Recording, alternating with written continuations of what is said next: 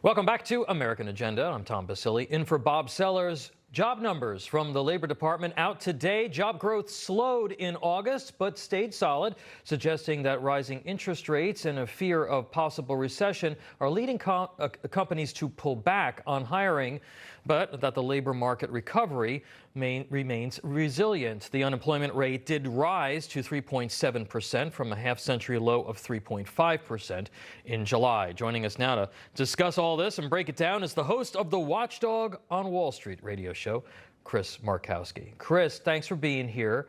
We're heading into Labor Day weekend. These are some important numbers. Talk to us about the numbers. The Wall Street Journal reporting labor shortage is stalling. Small business hiring for the second month in a row. National Federation of Independent Businesses found lower employment despite firms wanting to hire. So what does all this mean as folks are sitting around the barbecue wondering whether or not we're in a recession and what's going to happen with this economy over the next few months? Without a doubt, it's a unique period of time.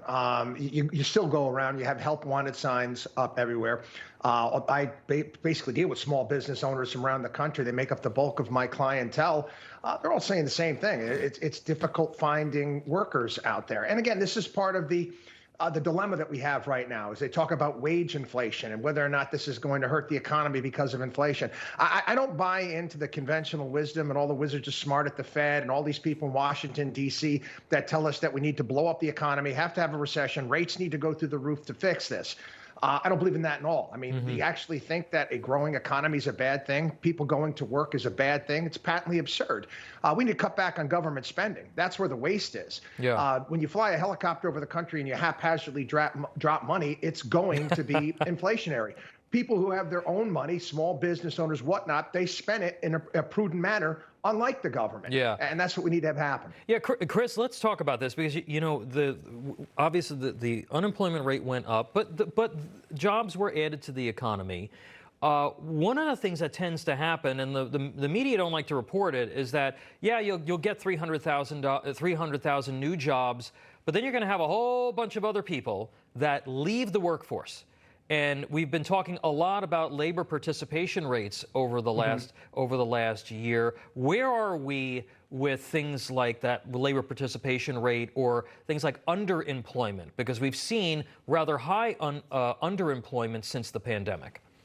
Well, labor participation, that was really one of the good things about this report. I was really encouraged by the fact that we're back basically right to pre-COVID numbers as far as participation is concerned. And again, we've talked about, you know, incentives and getting people back to work. And when you're paying people not to work, how that's damaging to the overall economy. And I'm glad to see that the participation rate is picking up. You take a look at the average hours, that's come down a little bit. You can kind of couple this with underemployment.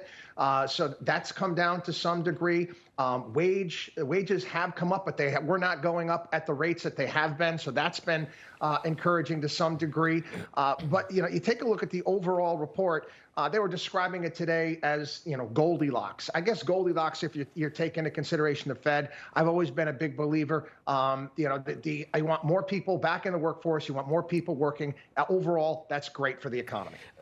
And Chris, do you think that this report in any way puts a pause, gives the Fed pause about raising rates? Because we are hearing that next month you could have another 75 basis points, that they could be going up again. Do you think that anything you see in this report might give them pause to do that? Whether they go 75 basis points or 50 basis points, we can flip a coin either way. I decided a long time ago to stop trying to get into the logic and reason of these people at the Federal Reserve. They were driving me crazy last year, telling me that inflation was transitory, and I'm scratching my head. I said, what planet are you people living on? Go outside, take a look around. It's not transitory. This is all self-inflicted. But again, the Federal Reserve is the Federal Reserve. They have basically the credit card for the people in Washington, D.C. that love to keep raising the debt ceiling and love to continue to spend haphazardly. You know, real quick, when you talk about spending, President Biden, but with the stroke of a pen, says he wants to cancel $300 billion worth of student loan debt. At least that's what it's going to cost the taxpayers on the low end. It hasn't moved forward yet, but a lot of folks are asking if this actually happens, and there are a lot of legal hurdles and other issues associated with executing what is a massive welfare program with the stroke of a pen like that. What does that do to inflation? Oh, it's obviously exacerbates inflation. I like it's $300 billion. I got to laugh. When is a government program? They always put the low ball estimates there. It's just going to go on in perpetuity. That's how it operates. You got kids that are starting college this year. They don't qualify for this. What are they going to say 4 or 5 years from now? They're going to say, "Give me my money too." And they're just going to keep extending it, and will never end. It's like every government program. That's the issue. The private sector is fantastic. The old Gordon Gekko line, either you get it right or you get eliminated. Not when it comes to government or government programs. Once you start them, they never stop. Yeah. All right. We're going to leave it there. But Chris, thank you for breaking all that down. Chris Markowski, appreciate you joining us. Have a great weekend. You too.